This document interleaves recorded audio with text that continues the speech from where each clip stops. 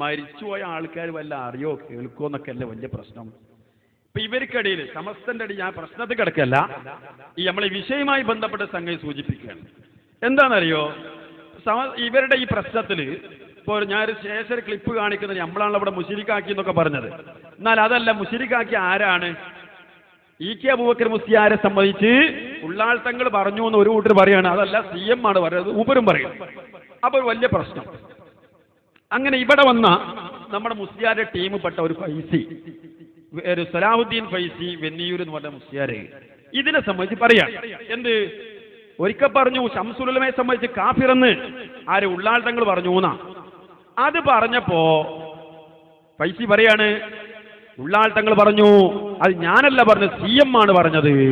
ആര്? മടവൂര് CM ആണ് പറഞ്ഞത്. എന്നിട്ട് നമ്മൾ ഫൈസി പറയാണ്, മരിച്ചതിന് ശേഷമല്ലേ പറഞ്ഞത്. കാരണം എന്താ, മരിച്ചതിന് ശേഷം പറഞ്ഞത് സംഗതി പൊളിയില്ലല്ലോ, അല്ലെങ്കിൽ പൊളിയല്ലോ. മരിച്ചതിന് ശേഷം പറഞ്ഞുകൊണ്ട് അതുകൊണ്ട് പൊളിയില്ല, അതിന് മുമ്പാണെങ്കിൽ പൊളിയില്ലേ. ആ ഭാഗം ഒന്ന് ശ്രദ്ധിച്ചു കൊടുത്തിട്ട് വിശദീകരിക്കാം. ഞാനല്ല മടവൂര പറഞ്ഞത് ശംസുലമ കാഫറാണ് എന്ന് ബഹുമാന്യനായ ഉള്ളാൾ തങ്ങളോട് മംഗലാപുരത്തിൽ ചോദിച്ചു. അതിലെന്താ പറഞ്ഞത്? സ്വന്തം ചെയ്തിലൊക്കെ മടവൂരിക്ക് അങ്ങോട്ടിട്ടു.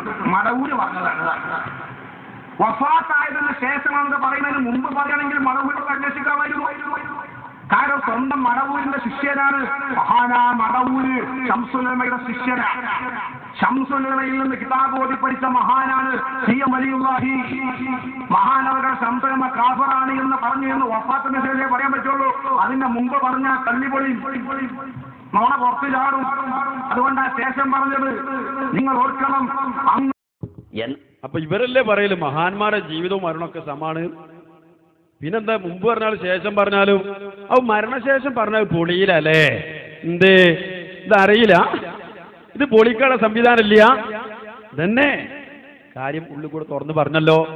അപ്പൊ CM വലിയുള്ളാന്റെ ജീവിതം എന്ന് പറഞ്ഞാൽ അത് ഔലിയാക്കന്മാരെ പറ്റി പൊതുവെ എങ്ങനെയുള്ള പറയല്, ജീവിതവും മരണമൊക്കെ സമാണ് എന്ന് പറഞ്ഞാൽ CMനെ സംബന്ധിച്ച് മരണശേഷം പറഞ്ഞാൽ അത് പൊളിയില്ല. മരണത്തിന് മുമ്പ് എന്തേ പറയാൻ ഈ പൊളിന്ന് വിചാരിച്ചിട്ടാണ്. എന്തേ നിങ്ങൾക്ക് ദ്വാരുന്നൂടെ, അല്ലെങ്കിൽ ഇസ്തിഗാസ ചെയ്തൂടെ CMനോട്? ഇന്ന് അങ്ങോട്ട് പൊളിച്ച് ഇങ്ങോട്ട് വെളിച്ചിട്ട് കൊണ്ടുവന്നൂടെ? അപ്പൊ ഇവർക്ക് തന്നെ അറിയാം ഈ പറയണൊക്കെ വെറുതെയാണ്.